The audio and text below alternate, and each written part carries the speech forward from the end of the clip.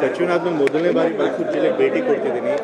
ಆದರೆ ದುರದೃಷ್ಟವಶಾತ್ ಒಂದು ಅಗ್ನಿ ಅವಘಡ ಸಂಭವಿಸಿ ಬಾರ್ ಆ್ಯಂಡ್ ರೆಸ್ಟೋರೆಂಟ್ನಲ್ಲಿ 2 ಜೀವಗಳು ಕಳೆದಿರುವಂಥ ಸಂದರ್ಭದಲ್ಲಿ ಭೇಟಿ ಕೊಡಬೇಕಾಗಿ ಬಂದಿರೋದು ಬಹಳ ಬೇಸರ ಆಗ್ತಾ ಇದೆ. ಅಧಿಕಾರಿಗಳ ಹತ್ರ ನಾನು ಮಾಹಿತಿಗಳನ್ನ ತೆಗೆದುಕೊಂಡಿದ್ದೇನೆ.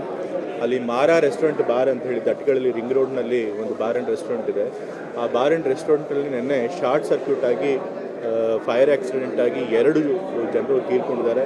ಸುಮಾರು 7 ಜನರು ಗಾಯಗೊಂಡಿದ್ದಾರೆ. ಅವರು ಹಾಸ್ಪಿಟ್ಲಲ್ಲಿ ಚಿಕಿತ್ಸೆ ಪಡಿತಾ ಇದ್ದಾರೆ. ಆದರೆ ಬಾರ್ ಆ್ಯಂಡ್ ರೆಸ್ಟೋರೆಂಟ್ ನಡೆಸ್ತಿರೋರು 2ನೇ ಫ್ಲೋರಲ್ಲಿ ನಡೆಸ್ತಾ ಇದ್ದಾರೆ. ಆ 2ನೇ ಫ್ಲೋರ್ನಲ್ಲಿ ಅವ್ರು ಲೈಸೆನ್ಸ್ ತಗೊಂಡಿಲ್ಲ. ಲೈಸೆನ್ಸ್ ತಗೊಳ್ಳದೆ ಬರೀ ರೆಸ್ಟೋರೆಂಟ್ ಮಾತ್ರ ನಡೆಸಬೇಕಾಗಿತ್ತು.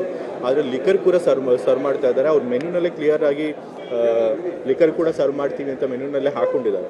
ಸೊ ಹಾಗಾಗಿ ಕ್ಲಿಯರ್ ಆಗಿ ಲೈಸೆನ್ಸ್ ಇಲ್ಲದೆ 2nd ಫ್ಲೋರ್ನಲ್ಲಿ ಅವರು ಲಿಕರ್ ಸರ್ವ್ ಮಾಡ್ತಾ ಇದ್ದಾರೆ. ಕಾನೂನು ನಿಯಮಗಳನ್ನು ಉಲ್ಲಂಘನೆ ಮಾಡಿದ್ದಾರೆ. ಸೊ ಅದಕ್ಕಾಗಿ ಮಾಲೀಕರ ಮೇಲೆ ಈಗಾಗಲೇ ಕಂಪ್ಲೇಂಟ್ ಕೂಡ ಮಾಡಿದ್ದಾರೆ. ಬಟ್ ಅದಕ್ಕಿಂತ ಮುಖ್ಯವಾಗಿ ಲೈಸೆನ್ಸ್ ಇಲ್ಲದೇ ಕೂಡ ಅವ್ರು ನಡೆಸ್ತಾ ಇದ್ರು ಕೂಡ ಅದಕ್ಕೆ ಕಣ್ಮುಚ್ಕೊಂಡು ಕೂತಿರುವಂಥದ್ದು ಎಕ್ಸೈಸ್ ಡಿಪಾರ್ಟ್ಮೆಂಟ್ ಅವರು. ಸೊ ಹಾಗಾಗಿ ಎಕ್ಸೈಸ್ ಡಿಪಾರ್ಟ್ಮೆಂಟ್ ಅವ್ರದ್ದು ಇದು ಬಹಳ ತಪ್ಪಿದೆ. ಇದು ಎಕ್ಸೈಸ್ DC ಮೇಲೆ ಕ್ರಮ ತೆಗೆದುಕೊಳ್ಬೇಕು, ಅವ್ರನ್ನ ಸಸ್ಪೆಂಡ್ ಮಾಡಬೇಕು ಅಂತ ಹೇಳಿ ವರದಿ ಕಳಿಸೋದಕ್ಕೆ ನಾನು DC ಅವ್ರಿಗೆ ಹೇಳಿದ್ದೇನೆ. ಮತ್ತು ಈ ರೀತಿ ಇನ್ನೂ ವ್ಯಾಪಕವಾಗಿ ನಡೀತಾ ಇದೆ ಅನ್ನೋದು ಕೂಡ ನನ್ನ ಎಷ್ಟೊಂದು ಜನ ಮಾಹಿತಿ ಕೊಟ್ಟಿದ್ದಾರೆ. ಜನರು ಕೂಡ ಕೊಟ್ಟಿದ್ದಾರೆ, ಪತ್ರಕರ್ತರು ಕೂಡ ಕೊಟ್ಟಿದ್ದಾರೆ, ಅಧಿಕಾರಿಗಳು ಕೂಡ ಕೊಟ್ಟಿದ್ದಾರೆ. ರಿಂಗ್ ರೋಡ್ನಲ್ಲೆಲ್ಲ ಕೆಲವು ರೆಸ್ಟೋರೆಂಟ್ಗಳಲ್ಲಿ ಲೈಸೆನ್ಸ್ ಇಲ್ಲದೇ ಲಿಕರ್ ಸರ್ವ್ ಮಾಡ್ತಿದ್ದಾರೆ ಅಂತ ಹೇಳಿ. ಸೊ ಇದಕ್ಕೆಲ್ಲದಕ್ಕೂ ಎಕ್ಸೈಸ್ ಡಿಪಾರ್ಟ್ಮೆಂಟಲ್ಲಿರುವಂತಹ ಒಂದು ಅವ್ಯವಹಾರಗಳ ಕಾರಣ ಆಗಿದೆ. ಸೊ ಹಾಗಾಗಿ ಎಕ್ಸೈಸ್ ಡಿಪಾರ್ಟ್ಮೆಂಟಲ್ಲಿ ಯಾರ್ಯಾರು ಇದಕ್ಕೆ ಹೊಣೆ ಆಗ್ತಾರೋ ಅವ್ರನ್ನೆಲ್ಲನೂ ಕೂಡ ಕ್ರಮ ತಗೋಬೇಕು ಅಂತ ಹೇಳಿದ್ದಾನೆ. ಪೊಲೀಸರಿಗೂ ಕೂಡ ಸೂಚನೆ ಕೊಟ್ಟಿದ್ದಾನೆ. ರಿಂಗ್ ರೋಡ್ನಲ್ಲಿ ಏನೇನು ರೆಸ್ಟೋರೆಂಟ್ಗಳಿರ್ತವೆ, ಬಾರ್ ಆ್ಯಂಡ್ ರೆಸ್ಟೋರೆಂಟ್ಗಳಿರ್ತಾರೆ, ಎಲ್ಲ ಕಡೆಗೂ ಭೇಟಿ ಕೊಟ್ಟು ವಿತೌಟ್ ಲೈಸೆನ್ಸ್ ಯಾರಾದರೂ ಲಿಕರ್ ಸರ್ವ್ ಮಾಡ್ತಿದ್ರೆ ಎಕ್ಸೈಸ್ ಇನ್ಸ್ಪೆಕ್ಟರ್ಗಳಿಗೆ ಸೇರಿಕೊಂಡು ನೀವು ಅಲ್ಲಿ ಹೋಗಿ ಭೇಟಿ ಕೊಟ್ಟು ಇನ್ಸ್ಪೆಕ್ಟ್ ಮಾಡಿ ವಿತೌಟ್ ಲೈಸೆನ್ಸ್ ಸರ್ವ್ ಮಾಡ್ತಿದ್ರೆ ಅಂಥವ್ರ ಮೇಲೆ ಕ್ರಮ ತೆಗೆದುಕೊಳ್ಬೇಕು ಅಂತ ಹೇಳಿದ್ದಾನೆ. ಮತ್ತು ಫೈರ್ ಸೇಫ್ಟಿ ಮೆಷರ್ಸು ಕೂಡ ಅಲ್ಲಿ ಯಾವುದನ್ನೇ ಮಾಡಿಲ್ಲ. ಆ ಮಾರಾ ರೆಸ್ಟೋರೆಂಟ್ ಯಾವುದೊಂದು ಆಫ್ರಿಕನ್ ಥೀಮ್ನಲ್ಲಿ ಮಾಡಿದ್ದಾರೆ. ಸೊ ಆಫ್ರಿಕನಲ್ಲಿ ಥೀಮಲ್ಲಿ ಮಾಡಿರೋದ್ರಿಂದ ಹುಲ್ಲು, ಬಿದಿರು, ಆ ರೀತಿ ಇನ್ಫ್ಲೇಮೇಬಲ್ ಮೆಟೀರಿಯಲ್ಸ್ನ ಹೆಚ್ಚಾಗಿ ಬಳಸ್ಕೊಂಡ್ಬಿಟ್ಟಿದ್ದಾರೆ. ಆದರೆ ಫೈರ್ ಸೇಫ್ಟಿ ಮೆಷರ್ಸ್ ಯಾವುದೂ ಇಟ್ಕೊಂಡಿಲ್ಲ. ಸೊ ಹಾಗಾಗಿ ಸಣ್ಣ ಶಾರ್ಟ್ ಸರ್ಕ್ಯೂಟ್ ಆದ ತಕ್ಷಣ ಅದು ಬೆಂಕಿ ಬೇಗ ಸ್ಪ್ರೆಡ್ ಆಗೋಗ್ಬಿಟ್ಟಿದೆ. ಸೊ ಹಾಗಾಗಿ ಫೈರ್ ಸೇಫ್ಟಿ ಮೆಷರ್ಸ್ ಕೂಡ ಪಡ್ಕೊಂಡಿಲ್ಲ. ಸೊ ಫೈರ್ ಡಿಪಾರ್ಟ್ಮೆಂಟಲ್ಲೂ ಕೂಡ ಈ ಫೈರ್ ಸೇಫ್ಟಿ ಮೆಷರ್ಸ್ ಇಲ್ಲದೇ ಅವ್ರು ನಡೆಸೋದಕ್ಕೆ ಅವಕಾಶ ಮಾಡಿಕೊಟ್ಟಿದ್ದಕ್ಕೆ ಅದಕ್ಕೂ ಸಂಬಂಧಪಟ್ಟ ಅಧಿಕಾರಿಗಳನ್ನ ಕ್ರಮ ತೆಗೆದುಕೊಳ್ಬೇಕು ಅಂತೇಳಿ DCಗಳಿಗೆ ಸೂಚನೆ ಕೊಟ್ಟಿದ್ದಾನೆ.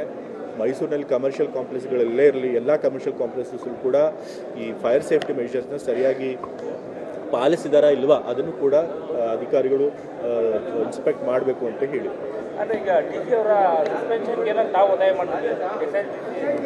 ಈಗಾಗಲೇ ಕ್ಲಿಯರ್ ಆಗಿ ಅವರು ಲೈಸೆನ್ಸ್ ಇಲ್ಲದೆ ನಡೆಸ್ತಾ ಇದ್ದಾರೆ. ಅದಕ್ಕೆ ಹೊಣೆಗಾರಿಕೆ ಅವರೇ ಒಪ್ಕೋಬೇಕಾಗುತ್ತೆ. ಅವ್ರು ಕೇಳಿದ್ರೆ ಹಿಂಬರಹ ಕೊಟ್ಟಿದ್ದೆ ಅಂತ ಹೇಳಿದಾರಂತ. ಅವ್ರು ಅಪ್ಲೈ ಮಾಡಿದ್ದಾರೆ ನಮ್ಗೆ CL9 ಬೇಕು 2nd ಫ್ಲೋರ್ಗೆ ಅಂತ ಹೇಳಿ. ಬಟ್ ಇವರು ಅದನ್ನು ತಿರಸ್ಕರಣೆ ಮಾಡಿಲ್ಲ, ಅದಕ್ಕೆ ಲೈಸೆನ್ಸು ಕೊಟ್ಟಿಲ್ಲ. ಬದಲಾಗಿ ಹಿಂಬರಹ ಕೊಟ್ಬಿಟ್ಟು ಬಿಟ್ಬಿಟ್ಟಿದ್ದಾರೆ. ಸೊ ಅದು ಕ್ಲಿಯರ್ ಆಗಿ ಕಾನೂನು ಉಲ್ಲಂಘನೆ ಆಗುತ್ತೆ. ಸೊ ಅದೇ ಅವರೇ ಹೊಣೆಗಾರಿಕೆ ಆಗಬೇಕಾಗುತ್ತೆ. ಸೊ ಅವ್ರ ಮೇಲೆ ನಾವು ಕ್ರಮ ತೆಗೆದುಕೊಳ್ಳಿ ಅಂತ ಹೇಳಿದ್ವಿ ಸರ್. ಯಾವುದು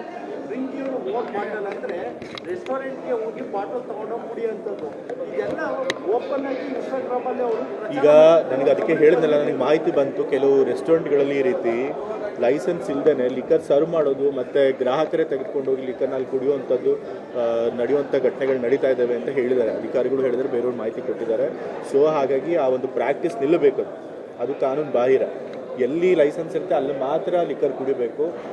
ಬರೀ ರೆಸ್ಟೋರೆಂಟ್ಗಳಲ್ಲಿ ಗ್ರಾಹಕರೇ ತೆಗೆದುಕೊಂಡು ಹೋಗಲಿ ಅಥವಾ ಮಾಲೀಕರೇ ಸರ್ವ್ ಮಾಡಲಿ, ಅದು ಕಾನೂನು ಬಾಹಿರ ಆಗುತ್ತೆ. ಸೊ ಅಂಥವ್ರ ಮೇಲೆ, ಅಂಥ ರೆಸ್ಟೋರೆಂಟ್ಗಳ ಮೇಲೆ ನಾವು ಸ್ಟ್ರಿಕ್ಟ್ ಆಗಿ ಕ್ರಮ ತೆಗೆದುಕೊಳ್ತೀವಿ. ಅದು ಒಂದು ಬೇರೆ, ಆಸ್ಪತ್ರೆ ಪಕ್ಕನೇ ಇದೆ, ಆದರೂ ಕೂಡ ಲೈಸೆನ್ಸ್ ಕೊಟ್ಟಿದ್ದಾರೆ.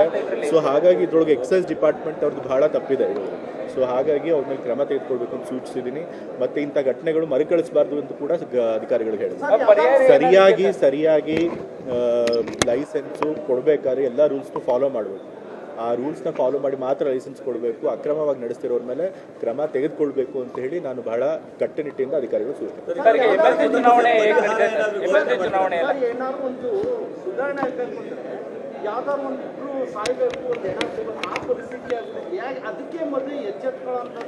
ಈಗ ಅಧಿಕಾರಿಗಳು ಸರಿಯಾಗಿ ಕೆಲಸ ಮಾಡ್ತಾರೆ ಅನ್ನೋ ನಂಬಿಕೆ ಇರುತ್ತೆ ನಮ್ಗೆ. ಅನ್ಲೆಸ್ ಏನಾದರೂ ಯಾರಿಂದಾದ್ರೂ ಕಂಪ್ಲೇಂಟ್ ಬರದೇ ಹೋದರೆ ನಾವು ಅದ್ರ ಮೇಲೆ ಕ್ರಮ ತೆಗೆದುಕೊಳ್ಳೋಕ್ಕಾಗಿರೋದಿಲ್ಲ. ಯಾಕೆಂದ್ರೆ ನಾವೆಲ್ಲ ಕಡೆ ಹೋಗಿ ನೋಡೋದಿಲ್ವಲ್ಲ. ಸೊ ಹಾಗಾಗಿ ಈ ಥರ ಘಟನೆಗಳು ನಡೆದಾಗ ದುರದೃಷ್ಟವಶ ಇಂಥ ದೊಡ್ಡ ಘಟನೆಗಳು ನಡೆದು ಸಾವು ಆದಾಗ ನಮ್ಮ ಗಮನಕ್ಕೆ ಬಂದು ಕ್ರಮ ತೆಗೆದುಕೊಳ್ಬೇಕಾದಂಥ ಪರಿಸ್ಥಿತಿ ಆಗಿಬಿಟ್ಟಿದೆ. ಇದು ಈ ರೀತಿ ಆಗಬಾರ್ದಾಗಿತ್ತು, ಬಟ್ ಇನ್ಮೇಲೆ ಈ ರೀತಿ ಆಗದೆ ನೋಡ್ಕೊಳ್ತೀನಿ. ನಾನು ಮುಖ್ಯಮಂತ್ರಿಗಳ ಹತ್ರ ಮಾತನಾಡಿದ್ದೆ ನಿನ್ನೆ. ಮುಖ್ಯಮಂತ್ರಿ ಪರಿಹಾರ ನಿಧಿಯಿಂದ ಒಂದು ಏನಾದರೂ ಪರಿಹಾರ ಘೋಷಣೆ ಮಾಡಿ ಅಂತ ಅವ್ರು ಹೇಳಿದ್ದಾರೆ. ಪರಿಹಾರ ಘೋಷಣೆ ಮಾಡ್ತೀನಿ ಅಂತ ಹೇಳಿ ಮೊತ್ತ ಇನ್ನೊಂದ್ಸರಿ ಕನ್ಫರ್ಮ್ ಮಾಡ್ಕೊಂಡು ಮುಖ್ಯಮಂತ್ರಿಗಳ ಜೊತೆಗೆ ನಾನು ಘೋಷಣೆ ಚುನಾವಣೆ ಅಲ್ಲಿ ರೆಸಾರ್ಟ್ನಲ್ಲಿ CLP ಸಭೆ ನಡೆಸೋರು ಇದ್ದಾರೆ ಇವತ್ತು. ಸೊ ಹಾಗಾಗಿ ನಾನು ಹೋಗಿ CLP ಸಭೆನ ಅಟೆಂಡ್ ಮಾಡ್ತೇನೆ. ಬಟ್ ಪ್ರತಿ ಚುನಾವಣೆಯಲ್ಲಿ ಹೇಗೆ ತಯಾರಿ ಮಾಡ್ತಾರೋ ಆ ರೀತಿಯ ಸಿದ್ಧತೆ ಮಾಡ್ಕೊಂಡಿದ್ದಾರೆ. ನಮ್ಮೆಲ್ಲ ಶಾಸಕರು, ನಮ್ಮ ವರಿಷ್ಠರು ಏನು ಸೂಚನೆ ಕೊಟ್ಟಿರ್ತಾರೆ ಅದ್ರ ಪ್ರಕಾರ ಓಟ್ ಹಾಕ್ತಾರೆ. 5ನೇ ಯಾವುದು 4 ಸ್ಥಾನಗಳಿಗೆ ವಿನಯ್ ಕಾರ್ತಿಕ್ ಅವ್ರನ್ನೇ ನಾವು ಹಾಕಿದ್ದೀವಲ್ಲ 5ನೇ ಪ್ಲೇಸ್ಗೆ. ಸೊ ಹಾಗಾಗಿ ಪ್ರಯತ್ನ ಮಾಡ್ತಾ ಇದ್ದೀವಿ. ಗೆಲ್ಲುವಂತಹ ವಿಶ್ವಾಸ ಕೂಡ ಇದೆ. ಬಿಡದಿ ಟೌನ್ಶಿಪ್ ಸಂಬಂಧಪಟ್ಟಂತೆ ಸಾಕಷ್ಟು ವಿರೋಧ ವ್ಯಕ್ತ ಆಗ್ತಿದೆ ಸರ್ ಕಾಂಗ್ರೆಸ್ ಮೇಲೂ ಕೂಡ. ಮತ್ತೆ ಅದು ಪೂರಕವಾಗಿ ನಿಮ್ಮ ಕಾಂಗ್ರೆಸ್ ನಿಲುವು ಏನು ಅನ್ನೋದು? ಬೆಂಗಳೂರಿನಲ್ಲಿ ಇವತ್ತು ಜನಸಂದಣಿ ಜಾಸ್ತಿ ಆಗಿದೆ. ಎಷ್ಟೊಂದು ಜನಕ್ಕೆ ನಿವೇಶನದ ಅಗತ್ಯಗಳಿದೆ. ಸ್ಪ್ರೆಡ್ ಔಟ್ ಆಗಬೇಕು ಬೆಂಗಳೂರಿಲಿರುವಂಥ ಪಾಪ್ಯುಲೇಷನ್. ಸೊ ಹಾಗಾಗಿ ಹತ್ತಿರದಲ್ಲಿ ಬಿಡದಿ ತನಕ ಬೆಂಗಳೂರನ್ನ ವಿಸ್ತರಣೆ ಮಾಡಬೇಕಂತ ಅವಶ್ಯಕತೆ ಅಂತೂ ಇದೆ. ಆದರೆ ರೈತರ ಜೊತೆ ಮಾತನಾಡಿ ಅವ್ರನ್ನ ಕೂಡ ವಿಶ್ವಾಸಕ್ಕೆ ತೆಗೆದುಕೊಂಡು ಸರ್ಕಾರ ಒಂದು ಅವ್ರಿಗೆ ಏನು ಸರಿಯಾದಂಥ ಪರಿಹಾರ ಕೊಡಬೇಕು ಅದನ್ನು ಕೊಟ್ಟು ಖಂಡಿತ ಆ ಕೆಲಸ ಮಾಡ್ತಾರೆ. ನನಗೆ ಮಾಹಿತಿ ಇರೋ ಪ್ರಕಾರ ಬಹಳಷ್ಟು ರೈತರು ಈ ಒಂದು ಬಿಡದಿ ಟೌನ್ಶಿಪ್ ಪರವಾಗಿದ್ದಾರೆ. ಆಲ್ಮೋಸ್ಟ್ 80% ಜನ ಪರಿಹಾರ ತೆಗೆದುಕೊಳ್ಳೋಕೆ ರೆಡಿ ಇದ್ದಾರೆ. ಯಾಕೆಂತಾರೆ ಒಳ್ಳೆ ಮೊತ್ತದ ಪರಿಹಾರನೇ ಸರ್ಕಾರ ಕೊಡಿದೆ ನನಗೆ ಬಂದಿರೋ ಮಾಹಿತಿಯ ಪ್ರಕಾರ. ಸೊ ಹಾಗಾಗಿ ರೈತರು ಬಹಳಷ್ಟು ಜನ ಇದಕ್ಕೆ ಸಮ್ಮತಿ ಇದೆ ಅವ್ರಿಗೆ. ಬಟ್ ಆದರೆ ಕೆಲವರು ಮಾತ್ರ ಇದಕ್ಕೆ ವಿರೋಧ ವ್ಯಕ್ತಪಡಿಸ್ತಾ ಇದ್ದಾರೆ. ಅದನ್ನು ಕೆಲವ್ರ ಮಾತಿಗೆ ಕೇಳಿ ಪ್ರಾಜೆಕ್ಟ್ಗಳನ್ನ ಬಿಡೋದಕ್ಕಾಗೋದಿಲ್ಲ. JDS ಅವರು ಇದರಲ್ಲಿ ರಾಜಕೀಯ ಮಾಡುವಂಥ ಪ್ರಯತ್ನ ಮಾಡ್ತಾರೆ. ಗ್ಯಾರಂಟಿ ಯೋಜನೆಗಳಿಗೆ ಯಾರು ಗ್ಯಾರಂಟಿ ಯೋಜನೆಗಳಲ್ಲಿ ಅನರ್ಹರಾಗಿದ್ದು ಕೂಡ ಫಲಾನುಭವಿಗಳಾಗ್ತಿದ್ದಾರೆ ಅಂಥವ್ರನ್ನ ತಡೆಗಟ್ಟಬೇಕು ಅಂತ ಹೇಳಿ ಕ್ರಮಗಳನ್ನು ತೆಗೆದುಕೊಳ್ತಾರೆ. ಗ್ಯಾರಂಟಿ ಸ್ಕೀಮ್ಸ್ನ ಯಾವುದೇ ಕಾರಣಕ್ಕೂ ಕೂಡ ನಿಲ್ಲಿಸೋದು.